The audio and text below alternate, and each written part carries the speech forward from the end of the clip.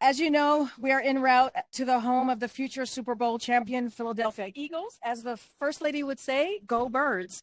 This week, the president visited Baltimore to make a historic investment in the rail along the Northeast Corridor and traveled to New York City to announce funding to complete a critical early phase of the Hudson Tunnel project. Today, the president and the vice president are traveling to Philadelphia to announce hundreds of millions of dollars in bipartisan infrastructure law funding to upgrade Philadelphia's water system and replace lead service lines. Today's visit continues the administration's focus on implementing its economic agenda to deliver real results for the American people. Its aggressive work to replace all lead service lines in America in the next decade. Everyone deserves safe drinking water in America. Your zip code shouldn't determine whether your kids are at risk of lead poisoning every time they access a basic necessity. The president and the vice president will be joined in Philadelphia by EPA Administrator Michael Regan, Governor Josh Shapiro, Senator John Fetterman, Senator Bob Casey, Congressman Dwight Evans, and Mayor Jim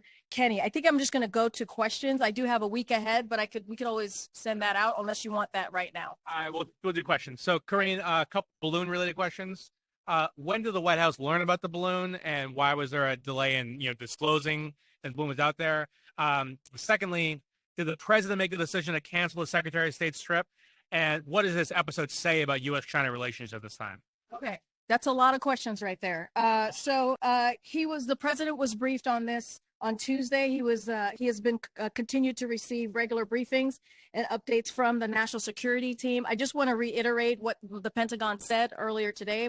My counterpart, we've detected and is tracking a high altitude surveillance balloon that is over the continental United States right now. As you all know, it does not present a military or physical threat to people on the ground.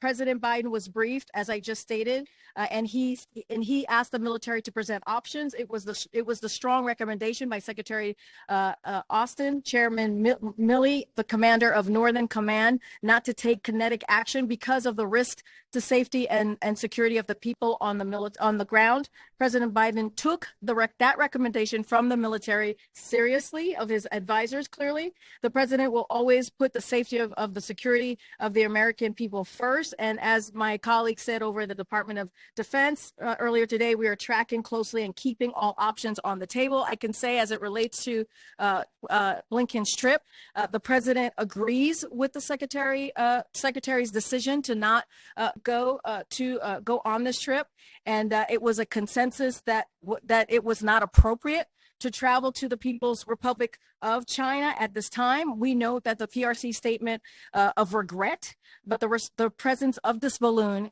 in our airspace, it is a clear violation of our sovereignty as well as international law, and it is unacceptable this occurred. And to your question about the relationship moving forward, look, the president is always going to put the safety of Americans and the security of American people first.